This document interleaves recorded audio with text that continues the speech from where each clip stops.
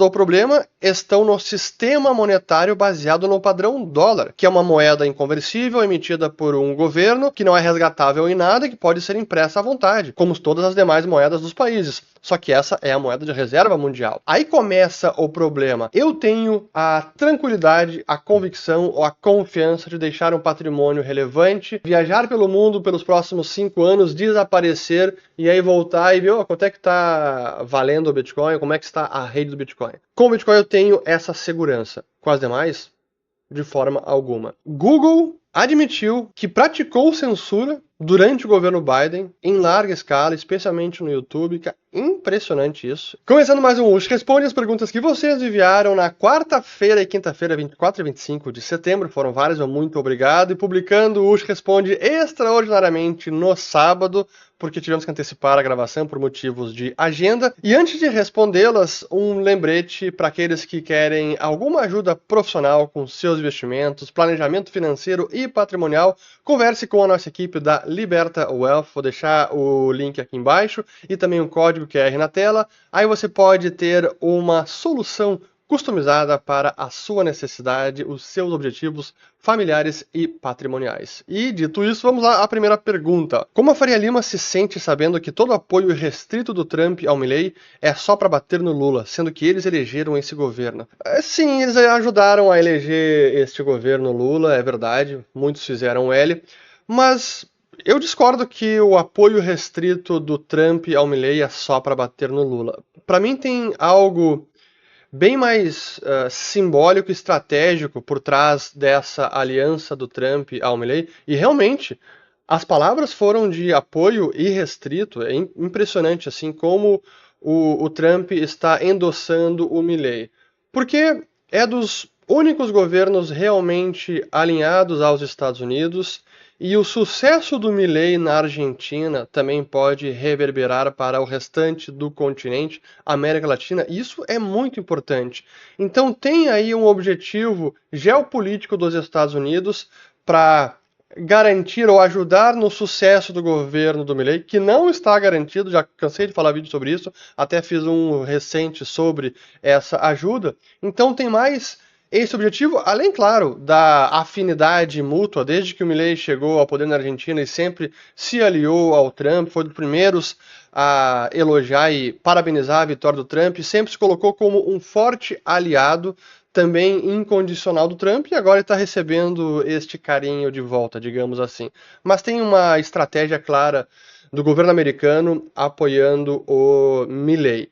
Mas só para encerrar essa pergunta, o que está sendo sinalizado agora foi uma linha de 20 bilhões de dólares, uma linha de swap, então é entre o Federal Reserve e o Banco Central da Argentina. Não foi confirmado, mas o secretário do Tesouro, na quarta-feira, ele publicou uma mensagem sobre isso e que, de fato, demonstra o quanto que eles estão dispostos a ajudar. Além de usar o Fundo de Estabilização Cambial do Tesouro Americano para comprar dívida da Argentina. Olha, eu não tenho notícia de um socorro unilateral dessa magnitude, desse escopo por governos do governo americano para outros países. Há um precedente, mas não tão assim nessa dimensão, que foi com o México na crise da Tequila Crisis, em meados da década de 90, mas agora eu diria que a ajuda é maior. Sem dúvida que ajuda, mas pode ser insuficiente. Assistam esse vídeo sobre o resgate do Milley pelo Trump. Finalmente, os Estados Unidos acordaram e vão financiar o desenvolvimento dos parceiros no quintal deles, no lugar de financiar inimigos do outro lado do mundo. Eu não diria que é exatamente isso. Percebo que há um entendimento claro de como a China é um adversário geopolítico e precisa ser controlado, mitigado, mas ainda assim eles vão financiar aqueles que eles consideram aliados e que muitos diriam que são ditaduras ou que são regimes opressivos contra os seus próprios cidadãos. Então, essa ideia de que os americanos, a política externa, estão apenas apoiando a democracia, a liberdade e a autodeterminação dos povos, convenhamos, a gente sabe que é balela e eles estão apoiando aqueles que servem aos interesses dos americanos. Tem inúmeros casos, nem preciso ficar citando aqui, de regimes autoritários que são muito apoiados, endossados pelo governo americano. E não é do Trump agora, isso vem de décadas. Como você diz, Trump tem um diagnóstico correto, mas o tratamento equivocado. Qual seria o tratamento austríaco para esse problema? Qual seria uma resposta libertária às práticas anti-mercado que distorcem o comércio internacional? Sabe que essa pergunta, ela me remete a uma... As perguntas que a gente recebe, normalmente os austríacos, pô, agora, olha a bagunça que tá a economia mundial, a economia de vários países, é na Argentina, foi na Venezuela, foi no Brasil do passado, enfim, muito mais no Brasil do passado. E aí do tipo, ó, tá bom, agora, pô, resolvam. Agora que tá esse caos, tá, o que vocês fariam agora? Bom, primeiro de tudo, os austríacos não deixariam chegar a esse caos. Por exemplo, no caso do comércio global, por que chegamos também a esse ponto? Porque as raízes do problema estão no sistema monetário baseado no padrão dólar, que é uma moeda inconversível emitida por um governo que não é resgatável em nada e que pode ser impressa à vontade, como todas as demais moedas dos países. Só que essa é a moeda de reserva mundial. Aí começa o problema. As consequências, a realidade atual é decorrente deste padrão monetário, ou boa parte decorrente desse padrão monetário. Então como é que a gente corrige isso? Pô, nem teríamos que ter entrado neste regime lá atrás. Então o acordo de Bretton Woods já foi um problema em si. Ter abandonado o ouro foi o início, a gênese do problema atual do comércio global. Então é muito difícil resolver o problema atual sem resolver a causa raiz. Por isso que eu sempre digo que qualquer solução do Trump de tarifa e de enfraquecer o dólar são paliativos, porque não resolve a causa raiz, não ataca a raiz do problema, a doença que é o padrão monetário baseado no dólar, uma moeda inconversível. Então, como é que a gente resolve isso? Mudando o padrão monetário. Vamos voltar ao ouro, vamos ter um padrão que realmente é baseado no ativo, que não é dependente de nenhum governo, que não sofre interferência política. Precisaríamos voltar a este padrão monetário, mas não vejo nenhum governo. Então é muito difícil um austríaco resolver hoje esse problema. Essa é a verdade. Deveríamos sim buscar uma cooperação internacional e nos desvencilharmos de uma moeda emitida por um único país. Agora, como construir esse consenso é muito difícil. Então, agora que o estrago está feito, não peçam aos austríacos para consertar, dizer, ó, tá vendo? Os austríacos não conseguem resolver agora. Qual a sua visão sobre a demanda energética necessária para manter o ecossistema do Bitcoin? Visto que quanto maior o uso, maior será a energia demandada. E como o viés de sustentabilidade pode atrapalhar a evolução da tecnologia? Primeiro, eu vou responder especificamente sobre o Bitcoin, depois eu vou ampliar a resposta para que ela abarque também questões energéticas num sentido mais amplo. Primeiro sobre o Bitcoin específico. Ele foi um sistema muito bem desenhado, e aí está uma das grandes genialidades por trás dessa invenção do Satoshi Nakamoto, porque o Bitcoin ele se autorregula, ele é autossustentável no sentido que ele se adapta às condições econômicas de cada momento. Tanto pelo lado da receita dos mineradores, isso aí tem a ver com o preço do Bitcoin e a recompensa, que tem a ver com a criação de novos Bitcoins, e também as tarifas pagas pelos usuários. Então, um lado é a recompensa dos mineradores, a remuneração deles, e o outro lado é o custo dos mineradores. Pô, se o custo está aumentando porque a energia está sendo mais demandada e por qualquer motivo a energia ficou mais cara, o que acontece? Bom, os mineradores vão ter prejuízo. Se eles vão ter prejuízo, vão ter que... Algumas máquinas serão desligadas, vai cair a força computacional e em algum momento, a cada 2016 blocos, a rede recalcula a força computacional para sempre manter em média os 10 minutos entre cada bloco.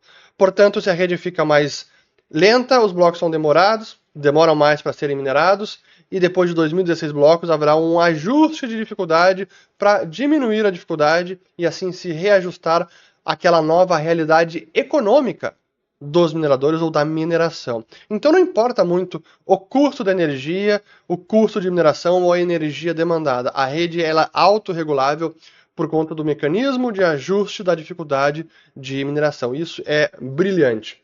Mas agora avançando, e só ainda nessa resposta, por isso que o Bitcoin também ele vai sempre buscar formas mais eficientes de usar a energia, porque os mineradores precisam de lucratividade para se manterem em operação, não tem mágica.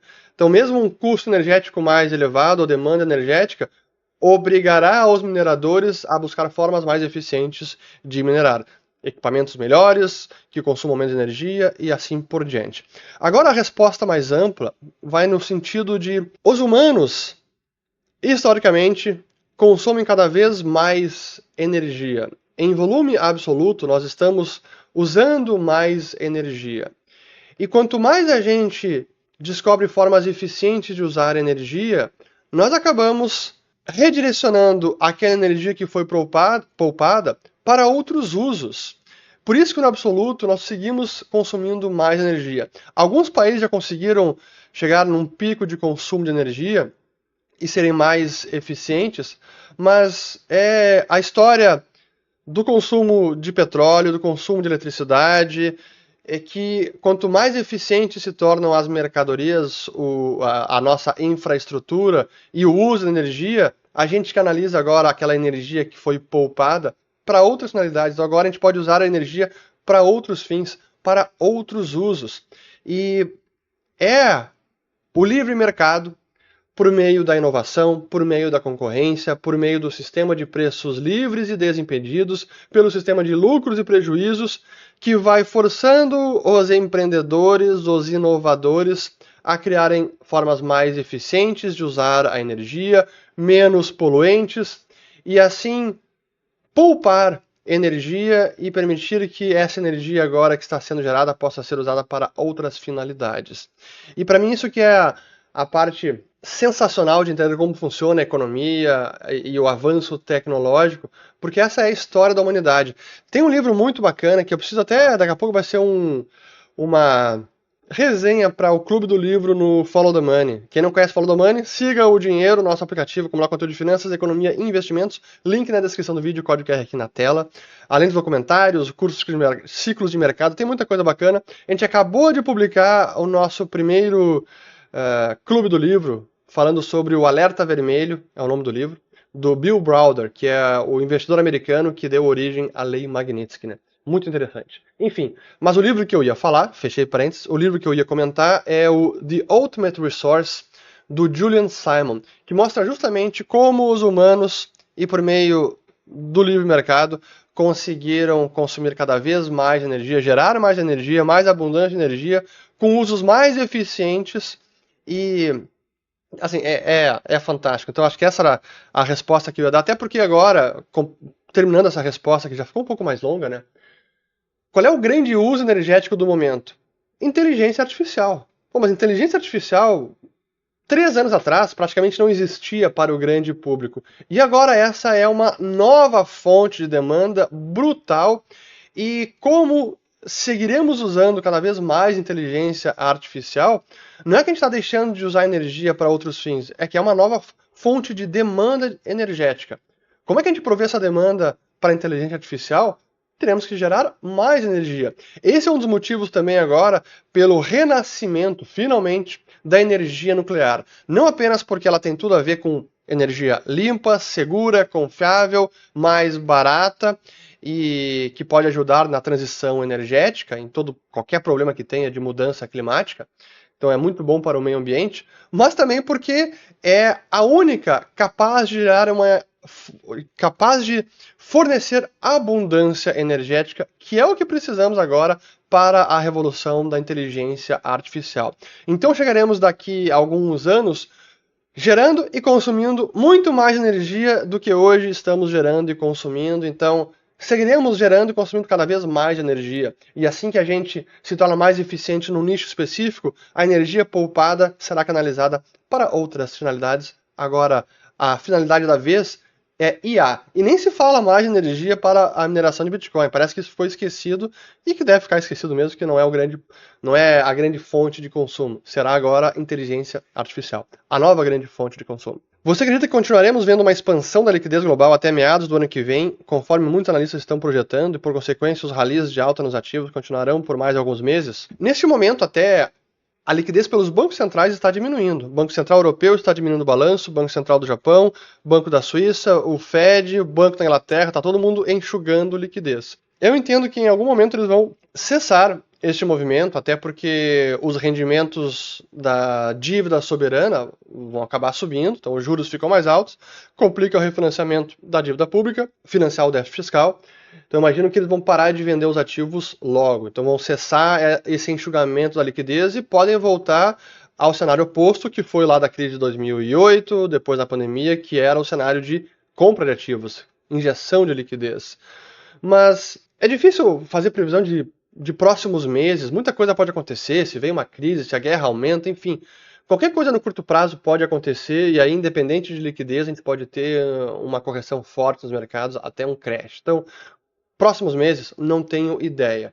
Mas, para mim, a previsão que é mais sensata e mais precisa de fazer é a de mais longo prazo, em que, sim, a criação de dinheiro, a liquidez que a longo prazo tende a crescer, vai fazer com que os ativos sigam se valorizando. Para mim, essa é a previsão mais prudente de se fazer. Acredito demais no Bitcoin como uma reserva de valor, especialmente para o futuro próximo. Mas fico me perguntando qual a diferença essencial do Bitcoin para as outras criptos como Ethereum, Solana, XRP. Sei que elas têm outro papel além de apenas uma moeda, mas por qual motivo essas outras moedas podem não ter um potencial maior ou igual ao Bitcoin? Em termos de valorização de preço, no curto prazo, nessa janela de agora, será que no próximo ano, nos próximos 2 anos, é o Bitcoin que vai se valorizar mais do que essas? Não tenho a menor ideia, pode ser que essas aqui possam superar o Bitcoin em valorização.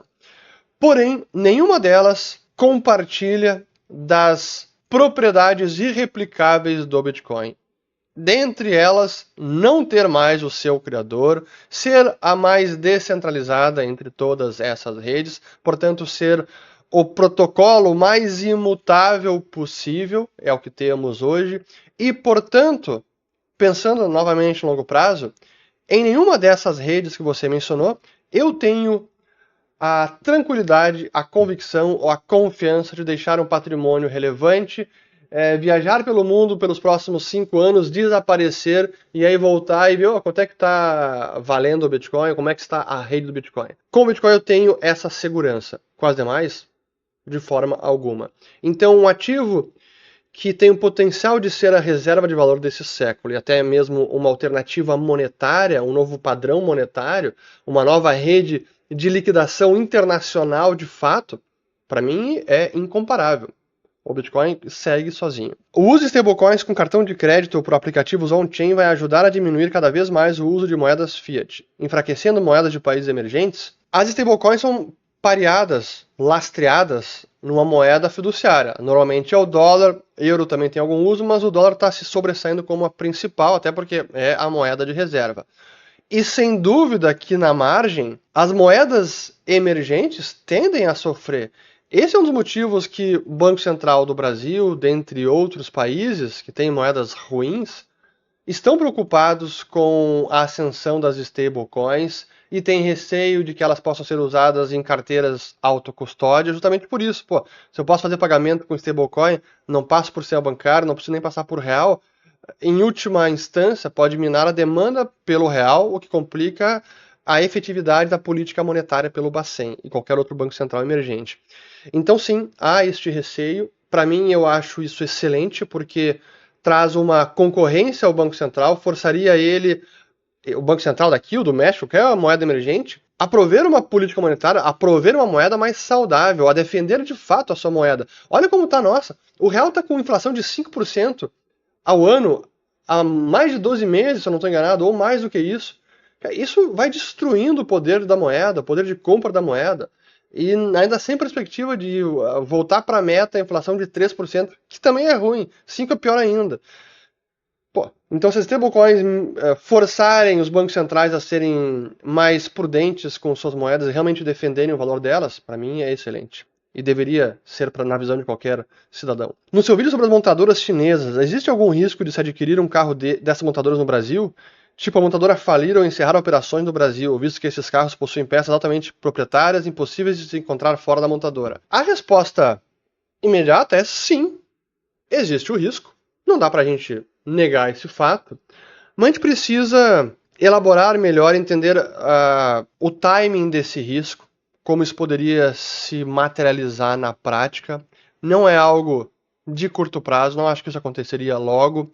E mais, que eu comentei no vídeo, por essas indústrias representarem a imagem da China no estrangeiro, tem algo assim realmente do orgulho chinês, da indústria chinesa no exterior, e o Partido Comunista, na minha avaliação, é a previsão que eu faço, não acredito que eles permitiriam essas marcas chinesas de comprometerem a imagem da China no estrangeiro e gerarem um caos nos mercados em que elas têm presença, com falta de peças, com serviço precário, com problemas na cadeia de suprimentos. Eu entendo que haveria uma ajuda pelo menos para manter uma normalidade no fornecimento de peças e assistência técnica. Essa é a minha previsão. Tenho certeza que isso vai acontecer? Não tenho ideia. Mas assim como já aconteceu com marcas no passado, uma que me vem à cabeça, é uma marca mais de luxo, né? Alfa Romeo italiana, que era uma marca que veio para cá, acho que agora, nem sei em que pé tá, eu sou bem ignorante com relação a marcas de carro, não é um hobby que eu tenho, mas eu lembro que quem comprou a Alfa Romeo, ficou muitas vezes a ver navios, porque era uma assistência técnica mais cara, não tinha peça, enfim, era complicado. Mas hoje os BYD não é um carro de luxo, né? Tá muito mais inserido aí na frota brasileira. Então, por esse motivo também, eu imagino que uma montadora deste porte, a principal de elétrico na China, não acho que eles permitiriam simplesmente, supondo por hipótese, não estou prevendo isso. A BYD está com problemas financeiros, vai ter que fechar fábricas no Brasil e fornecimento no Brasil. Simplesmente levanta a barraca e vai embora e deixa todo mundo na mão. Não vejo isso acontecendo e espero não estar errado. E tampouco acho que isso aconteceria dentro de 6 meses ou 1 ano. Vai levar mais tempo. Faz sentido deixar dinheiro em real, mesmo que 40% do patrimônio? Quanto menos possível puder estar no Brasil e mais proteção você puder oferecer ao seu patrimônio, melhor. E aí não é apenas ativos em moeda forte, outros ativos que se protejam de moedas, da desvalorização das moedas, mas também em jurisdições em que há uma segurança jurídica, que você está longe das garras do governo brasileiro e de qualquer outro governo. Vale para o Brasil, vale também para outros países. Então, eu sei que tem gente aqui que mora fora do Brasil. Mas uma pergunta que cada um deve se fazer, porque eu já tive isso em reuniões com clientes, é: qual é o nível da sua exposição ao real brasileiro? Muitas pessoas acabam avaliando apenas a sua liquidez financeira. Meus investimentos aqui no Brasil, investimentos fora, na verdade o que eu tenho aqui está 50% no Brasil, 50% fora, ou está 70% no Brasil e 30% fora. Mas eles restringem essa análise apenas à liquidez financeira.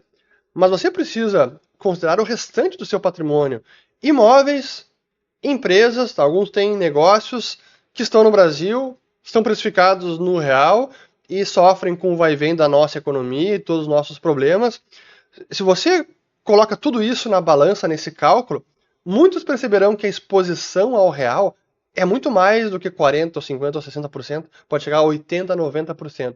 Então, o patrimônio está quase todo exposto ao Brasil, ao real e aos riscos da nossa economia, do nosso país. Então, façam esse cálculo também, não apenas a liquidez financeira, quando considerarem dolarização de patrimônio. Políticos velhos não entendem Bitcoin. Quando sim, cortarão a internet, ou teremos VPN estatal? Os políticos velhos, novos, mais velhos, anciões, jovens, todo mundo vai precisar de Bitcoin.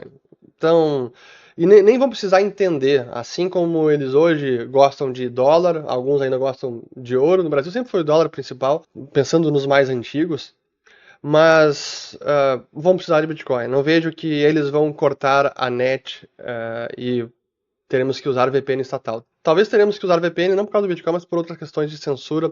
Até fazer um parênteses aqui, porque tem a ver com isso. O Google admitiu, numa carta enviada para o Comitê Judiciário dos Estados Unidos, que praticou censura durante o governo Biden em larga escala, especialmente no YouTube. Que é impressionante isso.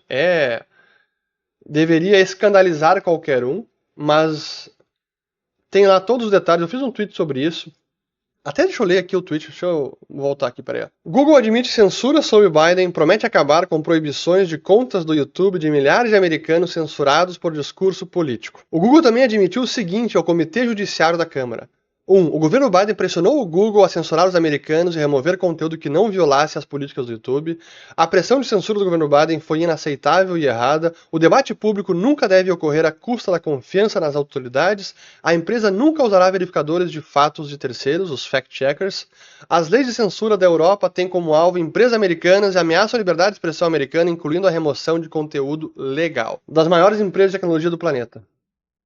Admitindo. Bom, VPN, muitos países precisarão usar VPN. O país onde há censura descarada, os cidadãos já estão acostumados a usar VPN. Acabei saindo um pouco aqui da pergunta, mas enfim. Gostaria de saber, na sua opinião, se vale a pena um mestrado em economia ou um MBA. Depende muito do seu objetivo. Se for apenas para diploma, se for mercado financeiro, já reiterei isso várias vezes, vale a pena relembrar. Se for apenas, ou melhor, se um dos objetivos principais é impressionar pelo currículo, o diploma, eu diria que um certificado como o CFA, o Chartered Financial Analyst, é melhor do que um mestrado em economia e talvez até mesmo que um MBA. Se for para ainda não seja um certificado, mas seja um mestrado ou um MBA, se for um MBA fora, alguma escola americana de renome ou alguma na Europa, diria que vai ser mais importante, vai ser mais bem visto e considerado do que um mestrado em economia.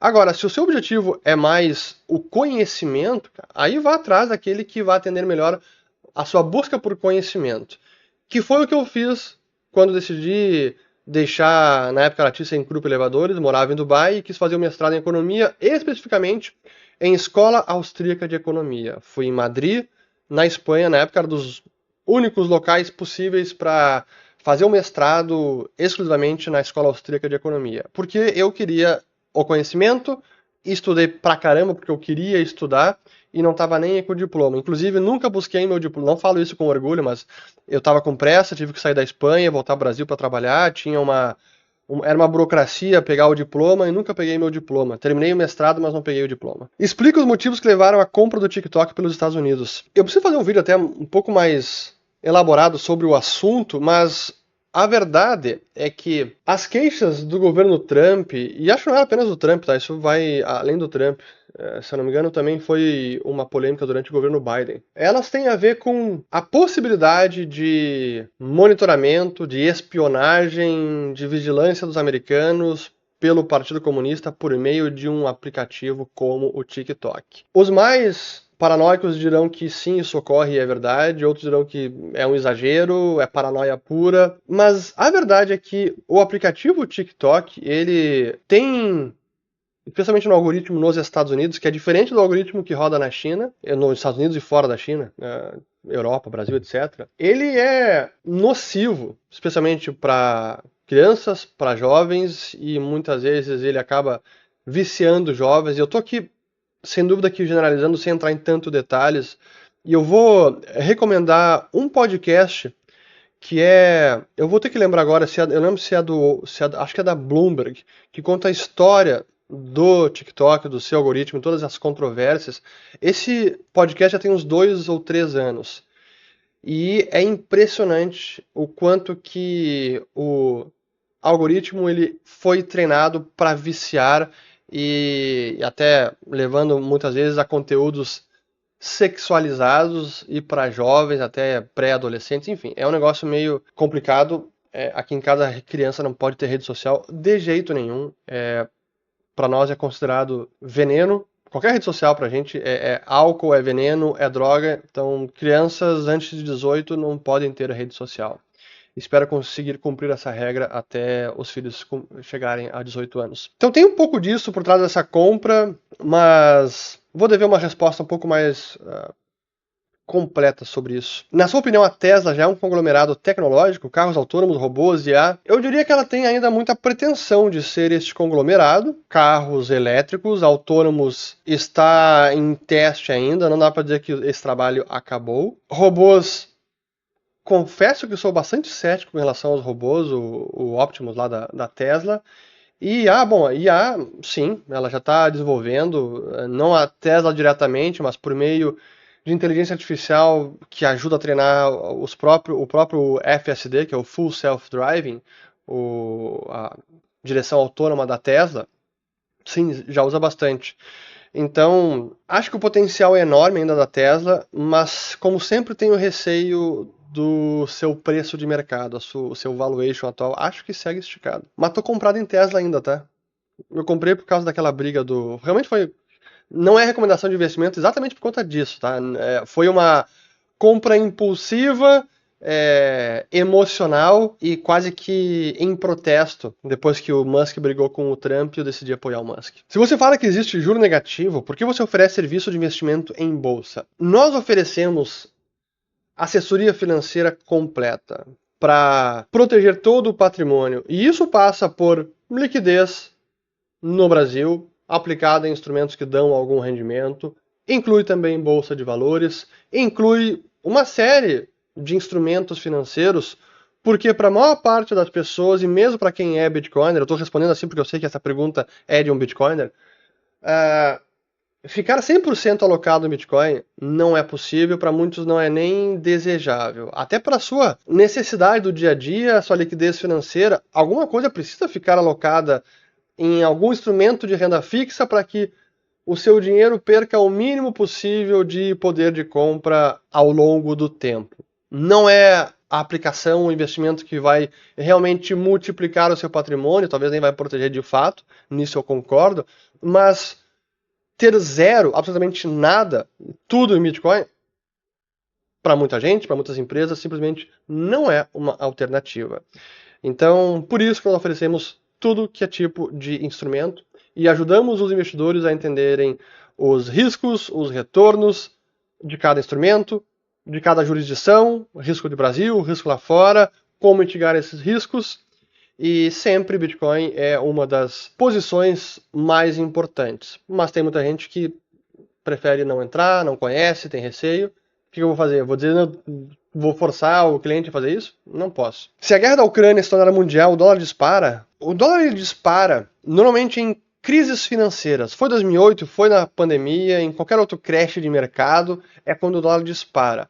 Mas isso é no curto prazo, é algo mais momentâneo. Mas com uma guerra mais mundial, todas as moedas sofrem, incluindo o dólar. Então as moedas tendem a serem mais desvalorizadas. Por mais que o dólar pode disparar no primeiro momento, se houver uma crise financeira, um conflito de escala mundial costuma dizimar as moedas. Como ensinar sobre esforço, accountability para um filho que vai crescer em uma vida confortável? Olha, estou nesse processo, que eu também tenho filho, e eu diria que o ideal é não dar uma vida tão confortável para os filhos. Isso começa dentro de casa, no dia a dia, com pequenas tarefas.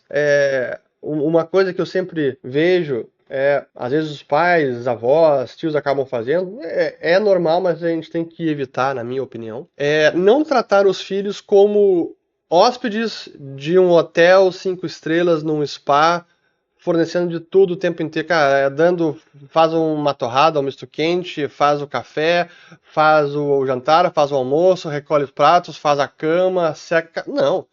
Independizem as crianças o mais cedo possível para que elas tenham autonomia e independência desde cedo. Nas mais insignificantes tarefas, que na verdade são bem importantes na criação, na educação, na formação da criança, do jovem. Então, eu diria que criar essa autonomia e independência é fundamental. E aí, por mais que você tenha uma condição financeira excelente, como é o caso da pergunta, aqui de quem fez a pergunta, não dê tudo pro filho.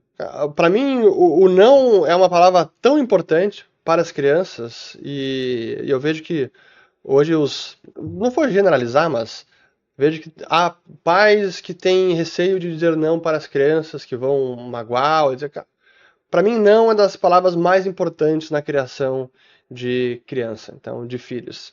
Não. Aprenda a dizer não. Enfim, perguntaram, eu estou respondendo. Se alguém quiser comentar e criticar, fique à vontade aqui. Essa é uma coisa importante também de criação de filhos. Antes de ter filho, você fala muita coisa, tem princípios, tem atitude.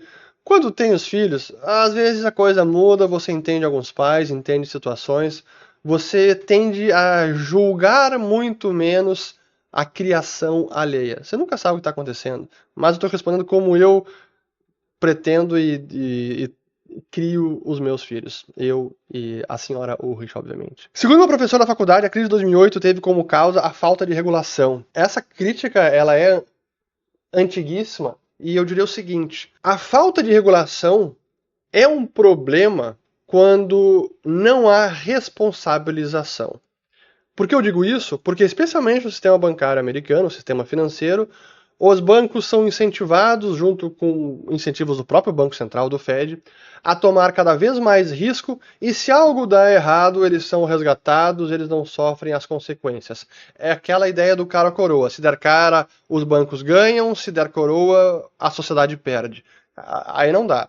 Então, é preciso que haja responsabilização, que eles arquem com os custos das suas apostas. No Brasil, é vigente o regime de responsabilidade ilimitada para os bancos.